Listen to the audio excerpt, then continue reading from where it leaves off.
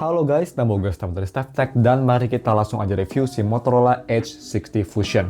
Di video ini kita bakal review tapi nanti bakal ada day in live juga, stay tune aja ya. Oke, kita langsung aja masuk ke review Motorola Edge 60 Fusion. Yang pertama kita bahas seperti biasa untuk si harga dan speknya. Harganya berapa? Gue beli ini yang varian 12GB RAM dengan internal 256GB. Ada microSD expansion juga. Nice, itu di harga segini 5,2 juta. Dan ini gue beli yang warna Pantone Slipstream. Yap, ngingetin gue sama F1 ya, Slipstream DRS. Tapi ya, untuk spek sendiri seperti itu ya. Bisa dilihat di B-roll, dia pakai MediaTek Dimensity 7400. UFS sayangnya masih 2,2, gue harap sih udah 3,1, tapi it's okay lah. Udah IP69, sangat durable, udah military standard, dan juga punya baterai yang besar ini 5500 mAh baterai. Yap, dan juga punya NFC. Fast charging juga cepet ya, bisa kita lihat. Terus bagaimana untuk si desain dan display dari Motorola Edge 60 Pro? Pertama, bukan Pro ya, Fusion. Yang Pro-nya nggak masuk sayangnya, semoga masukin ya Motorola. Untuk desain belakang, gue sih overall suka. Si tekstur belakang ini tuh kayak pakai fake leather ya. Ngingetin gue sama Xiaomi 13T tuh buat yang inget ya. HP legendaris juga. Desain kameranya oke sih, nggak benci tapi nggak suka juga menurut gue. Tapi untuk warna dan desain feeling leathernya gue suka. Sedangkan untuk di depan dia Edge display. Tapi ini untungnya Edge displaynya nggak agresif banget ya guys. Jadi Edge displaynya tuh kayak di S23 Ultra lah, hanya sedikit Edge. Dan yang gue suka Edge-nya nggak cuma ada di kanan kiri, tapi atas bawah juga itu kayak sedikit menurun layarnya, jadi kelihatan simetris. Dan juga karena ini HP Edge, jadi bezelnya kerasa tipis banget dan kerasa premium kalau misalnya mau dibandingin sama HP lain di harga yang sama kayak A56 misal. Overall desain sih gue suka, ini kerasa kayak HP mahal, kerasa kayak HP premium. Di tangan aja nih rasanya premium banget. Dan ini tipis walaupun baterai besar, ditambah lagi lightweight. Jadi untuk one-handed bisa kita lihat masih sangat nyaman banget. Apalagi kayak swiping dari bawah, karena ini lembut banget ya, ada edge-nya, jadi enak gitu, nggak tajam. Overall, nyaman juga untuk dipegang di tangan. Sedangkan untuk display quality sendiri, dia udah pakai POLED 120Hz, dan kualitasnya seperti apa? Kualitasnya gue bisa bilang ini sangat bagus. Gue pakai presetnya tuh defaultnya udah langsung di colornya tuh yang vivid. Gue nonton kayak film atau ngeliat gaming kayak di B-roll tuh Expedition 33. Bagus ya gambarnya. Deep black, warnanya masih vibrant, kontrasnya bagus, dan overall sih nggak beda jauh sama layar Samsung lah bagusnya, walaupun ini bukan AMOLED. Sama bagusnya lah, dan untuk harganya menurut gue ini udah bagus banget. Terus bagaimana untuk visibilitas di bawah sinar matahari? Ini bisa sampai 4500 nits peak brightness-nya ya. Dan di bawah sinar matahari gue bisa bilang masih bisa dipakai. Memang agak sedikit gelap tapi masih usable, dan untuk harganya sih ini udah bagus lah. Gue nggak ada komplain juga. Sedangkan bagaimana untuk haptic dan touch-nya? Untuk touch sendiri, gue udah experience, nggak ada masalah. Karena mungkin ini base-nya masih stok Android ya, dengan sedikit bumbu-bumbu Motorola. Jadi untuk masalah touch nggak ada masalah. Responsif banget, enak buat dipakai ngetik. Dan untuk haptic-nya, surprisingly nggak kayak di Motorola G45. Di sini haptic-nya enak banget. Dia masih agak sedikit kasar, tapi overall yang gue suka, yang HP mid-range lain jarang punya, ini haptic-nya powerful. Jadi udah cukup premium dan kerasa powerful. Bagus banget. Dan juga di hal-hal seperti multitasking, di sini kerasa juga ada haptic-nya kayak dedet gitu. Ya, baguslah implementasinya. Nice. Sedangkan bagaimana untuk fingerprint-nya? Fingerprint dia pakai biometriknya tuh ada di in-display, optical fingerprint, dan sayangnya memang posisinya bisa kita lihat di B-roll terlalu bawah untuk kesukaan gue ya, kayak HP Cina gitu. Kurang atas dikit lah, tapi overall untuk kecepatannya cepet, bisa di-unlock pas lagi mati asalkan kalian ingat posisinya. Reliable dan gak ada masalah. Memang kalau tangan kita kering banget atau basah nggak bisa, tapi itu wajar lah, semua fingerprint optikal rata-rata kayak gitu ya. Overall masih kencang dan untuk harganya udah nggak ada masalah menurut gue. Next kita bahas bagaimana untuk audio quality-nya. Ini yang menurut gue surprisingly sangat bagus banget. Gue malah lebih prefer audio di Motorola Edge 60 Fusion daripada di Samsung Galaxy A56 yang kemarin gue review. Pertama kita bahas audio via 3.5mm to USB Type-C, karena sayangnya ini HP tipis banget ya, jadi nggak ada headphone jack. Gue pakai converter, gue tes pakai IEM Tangzhou Yuanyu seperti biasa. Di volume sekitar 55-60% udah cukup keras, yang artinya lumayan bagus. Biasanya kalau HP mediocre tuh 70%, ini udah di atas rata-rata lah, udah oke.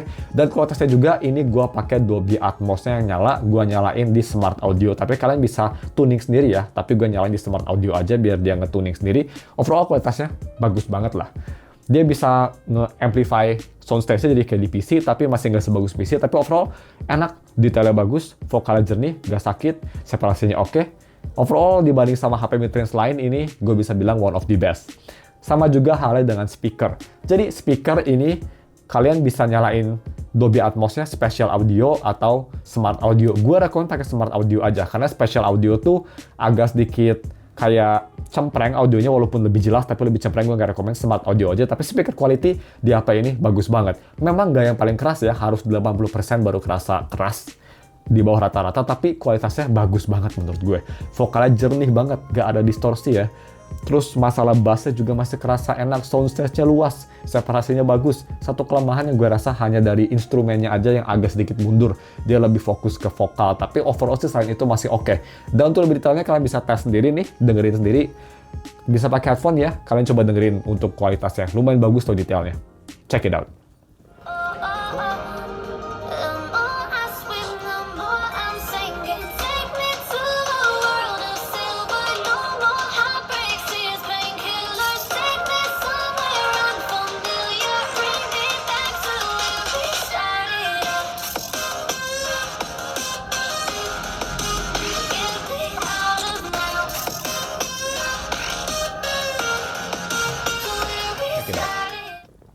Terus bagaimana untuk kualitas kameranya? Ini yang Motorola bener-bener mengkoar-koar pas dia ngerilis atau nge-launch HP ini. Jadi setup kamera belakang dia pakai Sony Lithia sensor, dual kamera, main kamera di 50 megapiksel, dia udah ada optical image stabilization, dan kamera kedua itu di 13 megapiksel ultra wide. Kamera depan dia di 32 megapiksel, dan semua kamera itu bisa nge-record di 4K 30, tapi ultra wide nggak bisa nge-record di 1080p 60 ya. Seperti itu. Jadi bagaimana untuk kualitas fotonya sendiri? Gue bisa bilang, gue suka banget. Gue sih overall sangat impress banget sama kualitasnya. Di harganya ini bagus banget lah. Bisa kita lihat, dia punya color yang mengingatkan gue sama Pixel ya. Nggak tahu kenapa, kontrasnya bagus. Dia warnanya juga oke. Gue suka warnanya mirip-mirip kayak natural gitu. True to life banget, kontrasnya sangat imersif. Kayak sinematik gitu ya.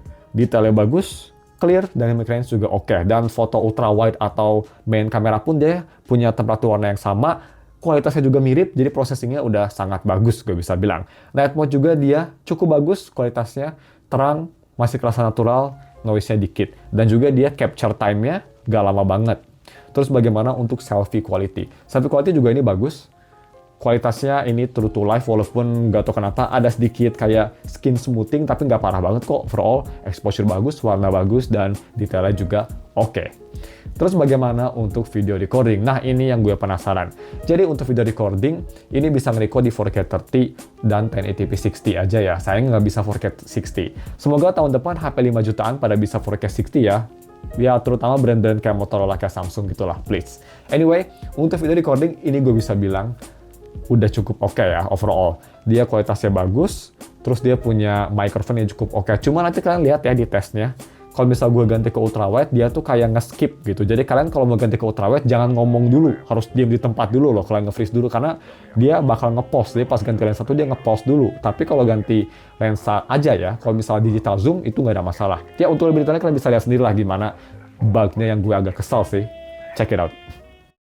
Oke guys, ini dia video recording pakai resolusi 4K 30 fps di mobil. Kenapa? Karena di mobil lebih berguncang, karena jadi bisa kelihatannya seberapa banyak jitternya. Dan yang walaupun bagus, ini bisa gue udah ganti lensa ya di 4K 30, tapi dia itu kayak nge-skip gitu. Jadi videonya tuh kayak nge-skip recording aja. Jadi misal gue ngomong ya 1, 2, 3, 4, 8, 9, 10, 11, 12 tuh ke-skip ya nomornya. Jadi kayak nge-pause dulu, sementara balik lagi juga dia ada pause-nya lagi. Seperti itu. Tapi kalau ganti lensa ya, kalau lensanya sama cuma di zoom sih, kita lihat gak ada masalah kan.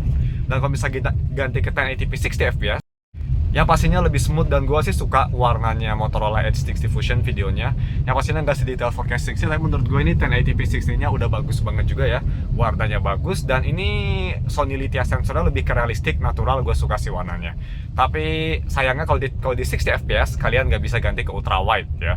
Jadi kalian hanya bisa pakai main kameranya aja buat nge-zoom gini, nggak bisa pakai ultra wide. Tapi ya tetap aman kok. Kalau ganti lensa itu bakal ada pause recording kayak ngebug gitu, kayak nge-skip recordingnya. Tapi kalau ganti biasa di dalam lensa cuma zoom digital doang, nggak ada masalah. Oke, kita langsung aja ke gaming performance. Oke, seperti itu agak sedikit annoying ya, jadi kalian kalau mau ganti ke ultrawide harus diam dulu. Tapi kita moving on aja ke gaming performance-nya. Untuk lebih detail, gue udah tes kemarin, gaming performance-nya lebih detail di channel ketiga gue, namanya Staff Test Wibu Game. Gue bakal taruh linknya di deskripsi buat lebih detail, tapi di video ini kita seperti biasa bakal summary aja. Gue tes pakai Wuthering Wave seperti biasa, karena Silver Palace belum rilis, jadi pakai Wuthering Wave di settingan yang gue custom yang menurut gue paling cocok untuk kombinasi visual dan frame rate di HP ini. Gue bisa bilang performance-nya MediaTek Dimensity 7400 sih cukup oke, tapi agak terlalu banyak frame drop. Bisa kita lihat gameplay sih bagus ya. Dia punya smooth, gak ada stutter, karena RAM juga bagus, dan HP-nya juga ini nggak cepat panas, maksimum di 40 Celcius, dan di tangan HP hanya kerasa hangat aja, walaupun thermal throttling-nya agak agresif menurut gue. Cuma ya, yang tadi gue bilang, dia FPS drop-nya agak lumayan kerasa. Kalau lagi battle, even di dalam ruangan pun, kadang dia turun dari 50 ke 24, terus naik lagi. Kurang konsisten, itu aja sih. Tapi kalau misal kalian buat main game rhythm, kayak Bandori, ini sih nggak ada masalah ya guys. Jadi kalau misal kalian main Bandori, gue di settingan standar aja, nggak ada masalah. Touch-nya juga enak. Tapi ada sedikit banget audio delay yang gue rasa kalau misal main lagu yang susah banget. Itu aja sih. Next, untuk UI-nya. Nah, ini menurut gue primadonanya Motorola, tapi ada satu kelemahan sih. Kita bahas kelemahannya dulu ya. Untuk kelemahan apa? Ya dari software support-nya. Sayangnya ini hanya disupport sampai 3 tahun aja atau 3 major Android upgrade. Jadi right off the bat ini keluar dari box di Android 15, kalian hanya disupport sampai Android 18 aja. Yang untuk gue sih masih oke lah, tapi coba naikin ke at least 4 tahun, mungkin itu udah mantep ya Motorola. Anyway, untuk UI performance sendiri, ini absolutely amazing.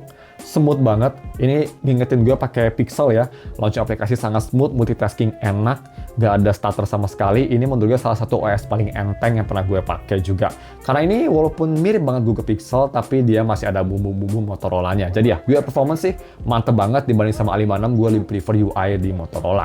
Dan bagaimana tadi gue bilang untuk si UI-nya ada apa aja. Jadi yang bikin beda ya bisa kita lihat, ini masih sama cuma belakangnya itu ngeblur. Itu sih bedanya gak jauh banget. Kayak misal ini biasanya kan dia full putih atau full hitam, ini diblurin. Dan misal kalau kita ke setting, fontnya juga ini font khas ini ya, khas Motorola. Dan ada beberapa tweak-tweak seperti ada Moto AI, bisa kita lihat. AI dari Motorola langsung. Ada language, ada launch gesture, jadi kita bisa pakai launch gesture double tap power button. Itu bakal nge-launch Moto AI, kalian bisa nanya-nanya kayak ChatGPT gitu ya kayaknya. Dan mungkin kalian tanya, apakah fitur-fitur dari Motorola zaman dulu seperti chop-chop atau twist to kamera masih ada? Yang pastinya masih ada dong ya. Kalau misalnya kita mau chop-chop, flashlight nyala, chop-chop, flashlight mati, twist to kamera juga langsung nyala dan sangat responsif, dan ini jarang banget gagal. Gesturnya sangat perfect sih menurut gue ini.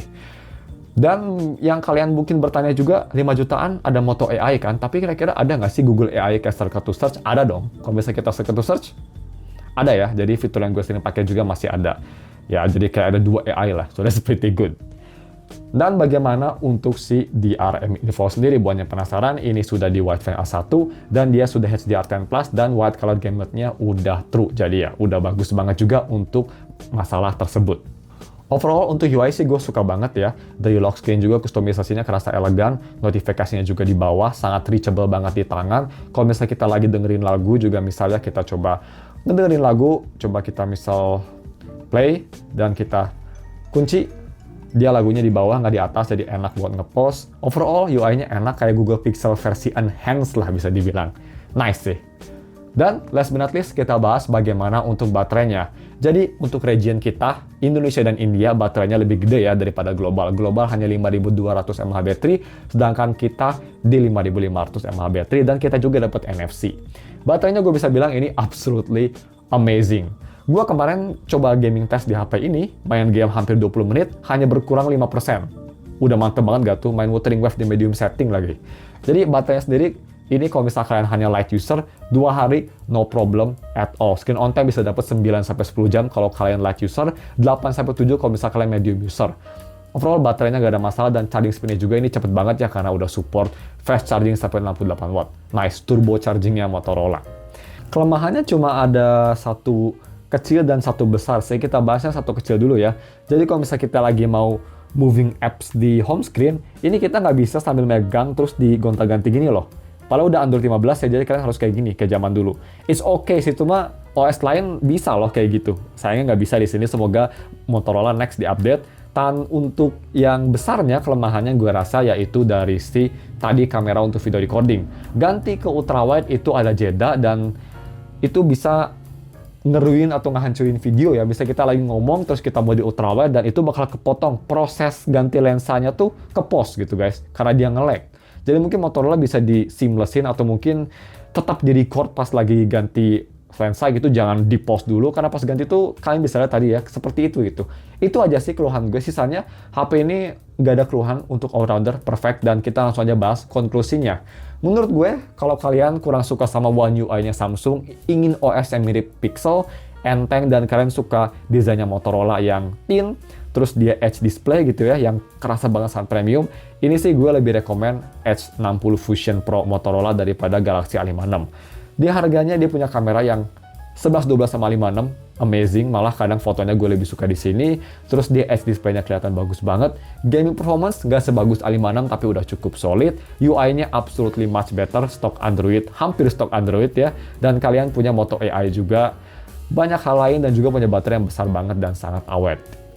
Kalau misalnya kalian lagi punya budget 5 jutaan, lagi nyari HP all-rounder, ini bisa jadi pilihan kalian. Cuma ya, tadi gue lupa bilang kelemahannya juga, software-nya nggak selama Samsung ya. 6 tahun versus 3 tahun, 2 kali lipat lebih lama di Samsung.